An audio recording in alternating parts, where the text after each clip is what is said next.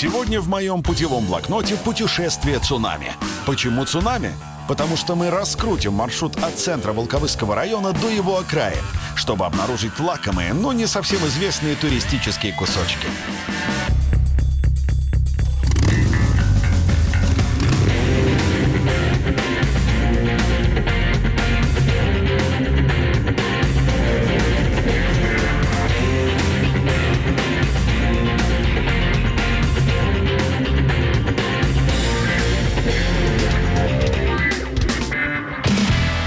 Госпожа Готика. И что еще можно обнаружить в Гнездно? Почему родина белорусского цемента — это вам не курорт? Как я любовался белорусскими Мальдивами под конвоем. 3 чуда Росси. Где можно изгнать бесов, увидеть чудотворную статую и почувствовать себя мельником? А вы чьих будете? Загляну в истоки музея белорусской шляхты. Здесь живут принцессы и драконы. Прогуляемся по замку, которому позавидовал бы сам Дисней.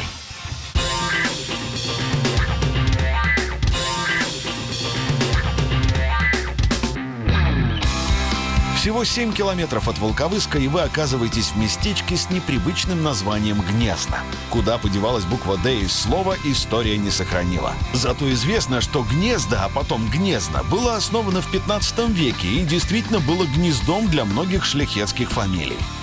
Когда-то город Гнездно был первой столицей Речи Посполитой. Но не наш, а польский. А я приехал в наш Гнездно, который, на мой взгляд, не менее богат на исторические события. Гнездно пережило все перипетии городка на западном рубеже. От раздела Речи Посполитой до войны 1812 года. Но гораздо интереснее фактов местные легенды. Гнездно в переводе с польского — это гнездо. И если в случае польского города это гнездо орла, то в случае нашего белорусского Гнездна это гнездо, которое висело высоко на дереве и где злой разбойник Мадей хранил награбленное добро. Был тот Мадей лютым и жестоким, но однажды решил замолить грехи. Посадил в землю свою дубинку и на коленях в ореховой скорлупке носил воду поливать ее, пока из дубины не выросла яблоня. Бог простил Мадея, а рядом с яблоней построили храм. Местные старожилы утверждают, что когда-то в этих местах жили огромные великолюды. И это абсолютная правда. Во время археологических раскопок здесь нашли кости и черепа людей в 1,5, а то и 2 раза больше обычных. Что это было за племя великанов, так и не установили. Но почему они облюбовали эти места, я догадываюсь. Городок расположился в живописных изгибах рек Рось и Нетупа, где так и хочется остаться. Ух, как же удобно для путешественников. Гнездно все достопримечательности расположены вокруг усадебного дома Тарасевича. Здесь и огромная конюшня, ледовня и красивый парк, между прочим, с отличным прудом. Тарасевичи были последними хозяевами Гнездна до 1939 года. И неизвестно, как бы сложилась судьба поместья, если бы местные не разместили в строениях административные и хозяйственные предприятия. Конечно, роскошное убранство и некоторые архитектурные детали не пощадила война и сама жизнь, но в целом усадебный комплекс хорошо сохранился.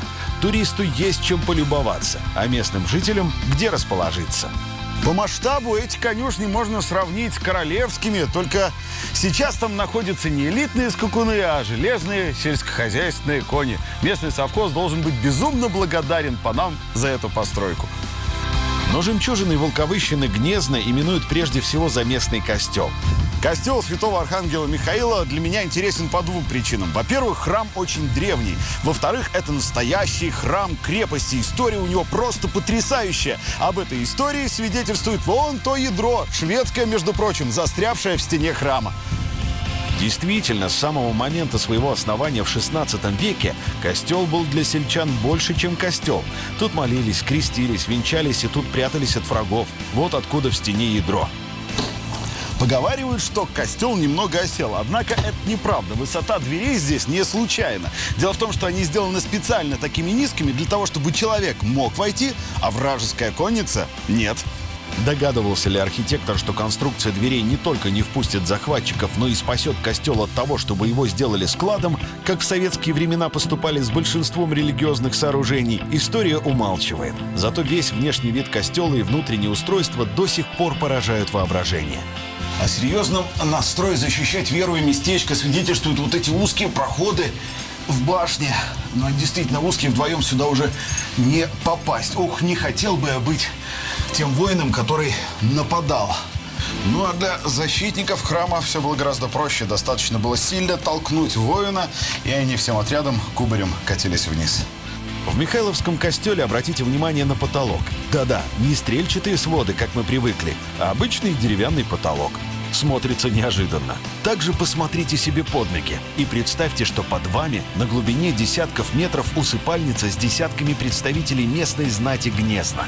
Покоиться под костелом было настолько престижно, что родственники в свое время переругались за места в склепе.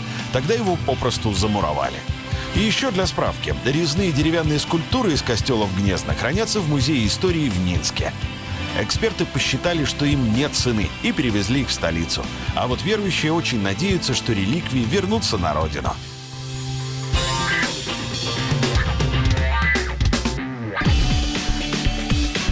Следующая после Гнезна точка на маршруте – индустриальная. На первый взгляд неожиданное отклонение от усадебного кольца Волковыщины, но нельзя же побывать тут и не посетить поселок Красносельский. Ведь именно здесь находится завод, из стройматериалов которого построена половина Беларуси. В свое время, в 1914 году, первый в Беларуси цементный завод появился недалеко от деревни Красное Село. Именно потому, что рядом была железнодорожная станция «Рось». Да и сам завод назвали также «Рось». По невероятно плотной дымке и огромным строениям за моей спиной можно догадаться, что я приехал на один из самых крупнейших в стране заводов по производству строительных материалов. Завод сегодня — это уже давно не тот небольшой завод «Рось», с которого все начиналось. В конце прошлого века было построено новое производство с новыми возможностями.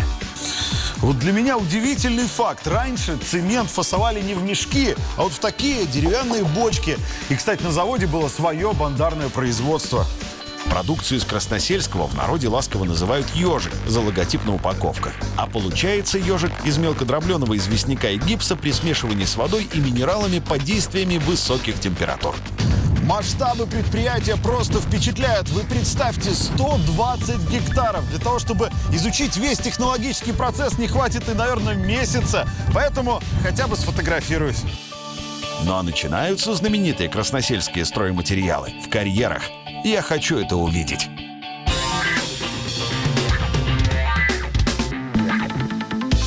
Когда отработанные меловые карьеры нашли туристы, они прозвали их белорусскими Мальдивами и поторопились. Потому что эти Мальдивы, может, и такие же красивые, но вовсе не курорт. Добрый день, командир взвода, младший лейтенант Александров. Добрый день. Вы находитесь на технической территории, здесь находиться запрещено. Будьте добры, покиньте территорию. А вот и правда, это отнюдь не туристическая зона. За последние пару лет на меловых карьерах навсегда остались не меньше 10 туристов. Но у меня есть маленькая, эксклюзивная возможность показать вам всю эту опасную красоту. Только с разрешения и только в сопровождении можно взглянуть на знаменитые красносельские карьеры. Дело в том, что края карьеров постоянно движутся и могут обвалиться у вас под ногами в любой момент. И никакой вид, будь он хоть необычайной красоты, этого не стоит. Глубина карьера прямо у берега метров 40. Да и лететь с этого обрыва не меньше 40 метров. Вот действительно огромная высота. Даже брызгов воды от камня не видно. Говорят, что карьеры занимают площадь, равную 300 футбольным полям. Но благодарить за такую красоту мы должны матушку природу. Меловые залежи нам достались от нее и от времен, когда на этом месте было море. Будут ли когда-нибудь белорусские Мальдивы такими же комфортными, как Мальдивы настоящие, зависит от рекультивации карьеров. Проект этот дорогой и не быстрый, но точно прибыльный. Ведь каждый год взглянуть на эту красоту приезжают сотни тысяч туристов. Красносельские меловые карьеры — это, конечно, интересно, но поверьте, в Волковыском районе еще есть на что посмотреть. Путешествие продолжается.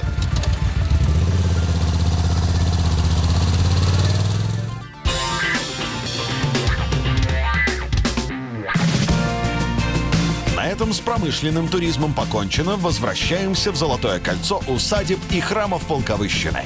Держим путь в городской поселок Рось. Стоит он на одноименной реке аж с 13 века. Году эдак в 1410-м воины из Роси сражались в Грюнвальдской битве. Сражались они храбро, и за эту доблесть город получил герб. На гербе крылатый ангел держит меч, как, видимо, стойко его держали уроженцы Росси. Но не этот подвиг сделал Рось знаменитой на весь католический мир. В 17 веке росские рыбаки выловили необычную статую, которую сразу же признали чудотворной. Чтобы увидеть чудотворную фигуру Иисуса, в Рось с начала 2000-х организуют пилигримки, это паломничество. Начинаются они в августе. Люди приходят сюда со всей территории Беларуси и из других стран. В костел Святой Троицы люди приходят еще за несколькими чудесами. Я хочу это увидеть. Ксенс Чеслов, я путешествую на основе того, что читаю в интернете, возможно, где-то слышал. Вот как раз-таки в интернете написано, что в ваш храм стоит приехать из-за того, что здесь, во-первых, есть саркофаг Софьи Пац, во-вторых, что сюда ходит паломничество каждый август, ну и, в-третьих, то, что вы священник официальный, ксенс-экзорцист, который изгоняет демонов. Ну вот что из этого правда? Все эти три вещи – это правда, и что здесь есть саркофаг графини Зофии Пац, и что сюда приходят паломничество, и что также я являюсь экзорцистом в нашей епархии. Но основное то, что притягивает сюда людей, и почему приходит паломничество, это прежде всего наш взор устремляется к этой статуе. Вот такие три чуда Росси. Но давайте по порядку. Статуя в костеле не просто выставлена, а является зрителем из-за опускающейся картины. Уверен, такого вы еще не встречали. Раньше посмотреть на нее можно было лишь раз в году, в августе. Но сейчас фигуру показывают каждую субботу. А вот если вы захотите изгнать беса или прочесть молитву освобождения, то вам нужно к ксензу-экзорцисту Чеслову. Что же касается необычного мраморного саркофага, то он не единственный в Беларуси. Софья Пац получила его в благодарность за то, что пожертвовала храму деньги на крышу. И все эти чудеса под крышей одного костела в Росси. За 9 столетий Рось кому только не принадлежала. По легенде, местечко началось с семьи, где жену звали Роса. Потом хозяином был приближенный королевы Бонне Сфорцы. Владельцы меняли за век дважды, а то и 4. Вот удивительно, хозяева у местечка менялись, а вот налоги нужно было платить неизменно. Натуральный сбор на каждого крестьянина составлял 1 утка, 2 курицы, десяток яиц, грибы, 2 килограмма пеньки в год, а помимо этого они еще и отбывали панщину. 2 дня абсолютно бесплатно мужчины трудились на своего хозяина, а 2 дня женщины. Немало, даже по современным меркам. Зато благодаря трудолюбию россцев местечко процветало. Панские маёнтки пополнялись коллекциями, а приусадебные парки – экзотами. Посмотрите на этот шикарный дом. Раньше именно в этом доме жил рядовой садовник. А теперь представьте, какой размах был у дворца. А вот и мельница. С первого взгляда так и не скажешь, что этот 6-этажный особняк не жилое, а производственное помещение. В Росе есть водяная мельница, причем самая большая в Беларуси. Я хочу это увидеть. Так как Беларусь – страна рек и озер, водяных мельниц тут раньше хватало. Но строили их в основном из дерева. В этом смысле кирпичная, росская, уникальный экземпляр. Для того, чтобы мельница работала, изменили даже русло реки. Воду подавали внутрь, и она приводила в движение весь механизм. Ключ от самой большой мельницы тоже самый большой и старинный. Интересно, что же внутри? На первом этаже мельницы расположено водяное колесо, сердце всего механизма. Раньше в движение его приводила вода, а теперь все гораздо современнее – электричество. Зерно подавали с 3-го этажа на 2-й, где установлены жернова. Сюда попадает зерно и попросту перетирается. Кстати, жерновам тоже не менее 100 лет. На 4-м этаже был амбар для готовой продукции. А вот обратите внимание, ступеньки на лестницах достаточно частые. А все потому, что на 3-м и 4-м этажах хранилось зерно, которое таскали на своих плечах.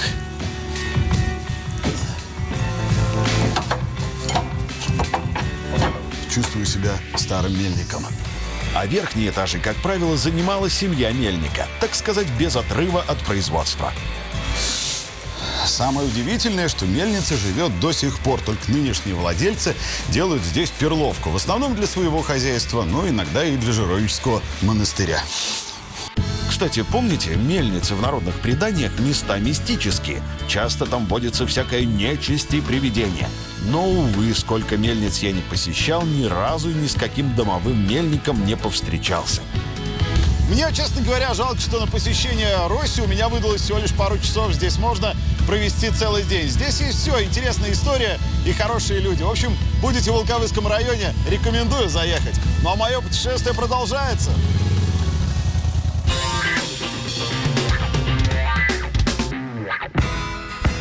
С берегов реки Россы переезжаем на берега реки Зельвянка. Здесь находится местечко Подороск со знаменитой усадьбой Бохвицев, где должен появиться музей белорусской шляхты.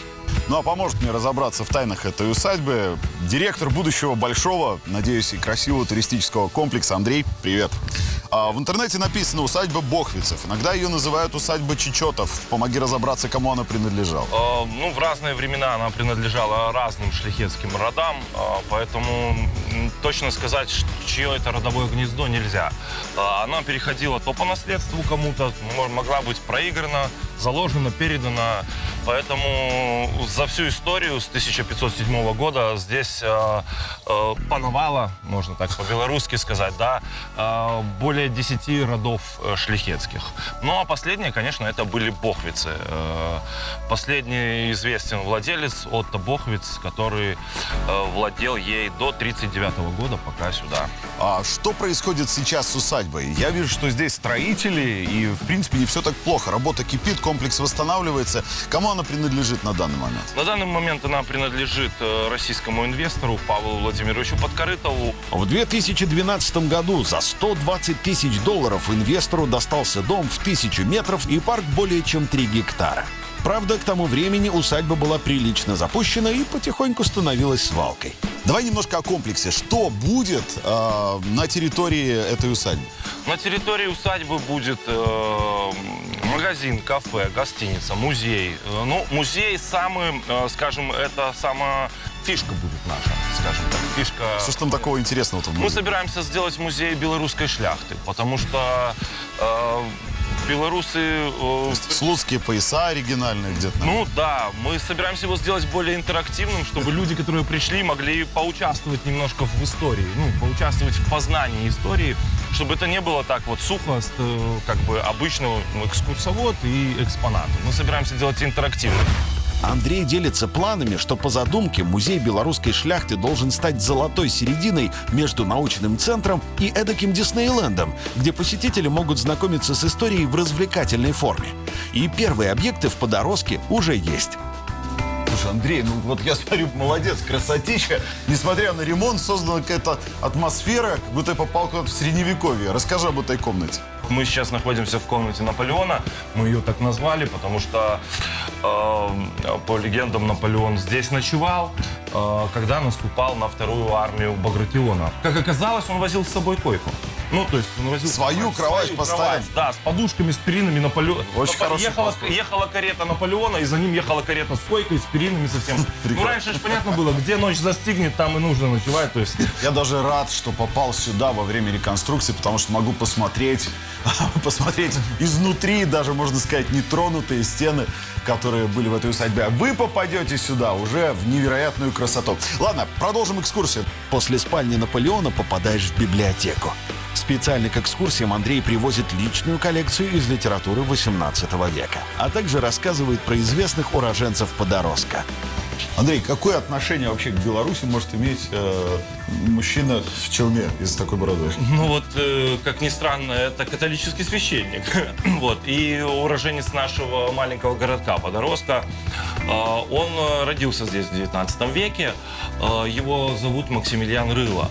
И почему я его здесь расположил, его портрет?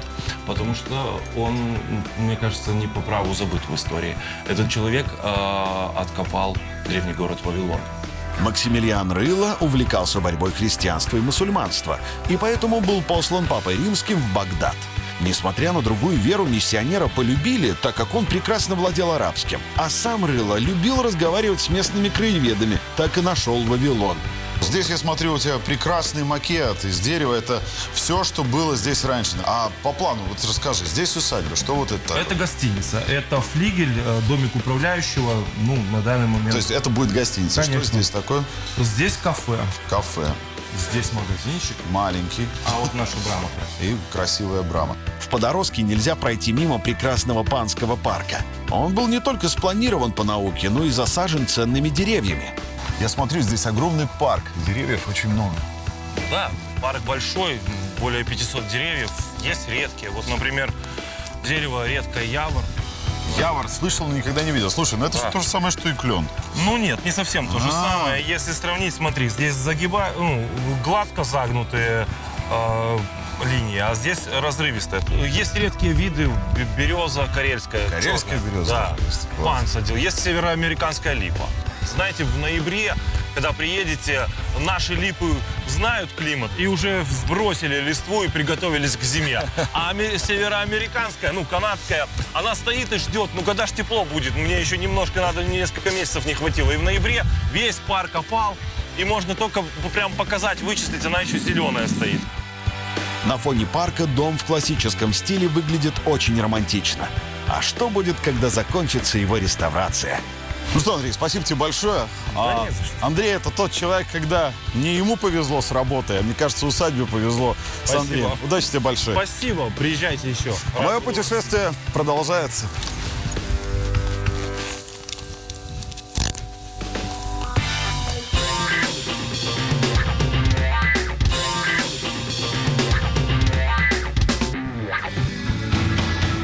На прощание я собираюсь увидеть еще одну усадьбу, которую называют готическим замком в сельской глубинке.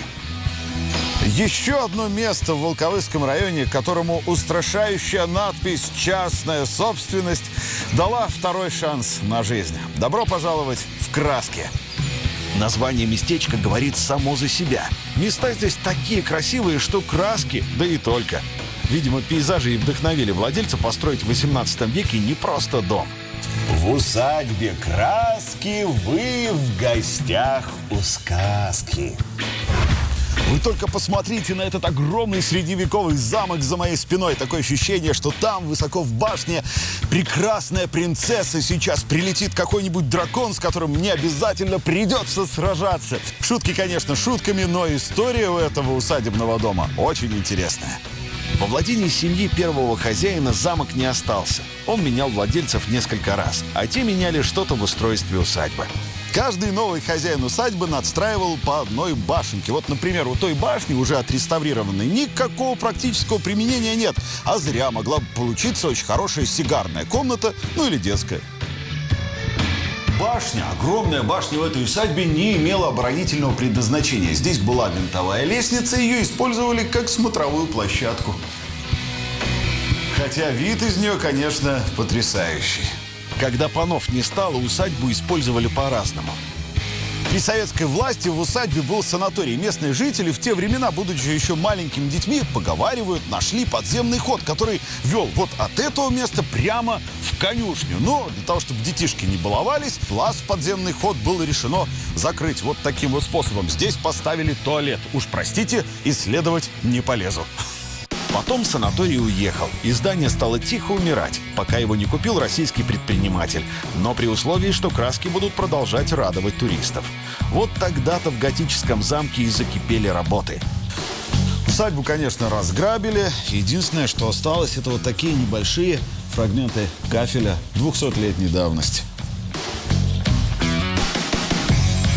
Ох уж эти мне советские архитекторы да дизайнеры. При Советском Союзе вот эти прекрасные ниши были заложены. А я знаю, что первоначальный хозяин усадьбы с ума сходил от Средневековья. И наверняка в этих нишах когда-то стояли фигуры бравых рыцарей. Кроме внутренних работ, в красках расчистили парк, построили баню, оранжерею, флигель. Но главное, конечно, отреставрировать сам дом. Новый владелец даже покупает на аукционах старинные фото, чтобы выяснить, как первоначально выглядел замок. При постройке усадьбы кирпичи скрепляли не цементом, а известковым раствором с яичным белком. И тут я подумал, как же сложно будет современным строителям соблюсти все древние технологии при реставрации. Что конкретно будет в обновленных красках, еще не решено. Может, агроусадьба, может, гостиница, а может, дегустационный зал. А это, пожалуй, самая для меня интересная комната в усадьбе. Когда-то здесь был винный погреб.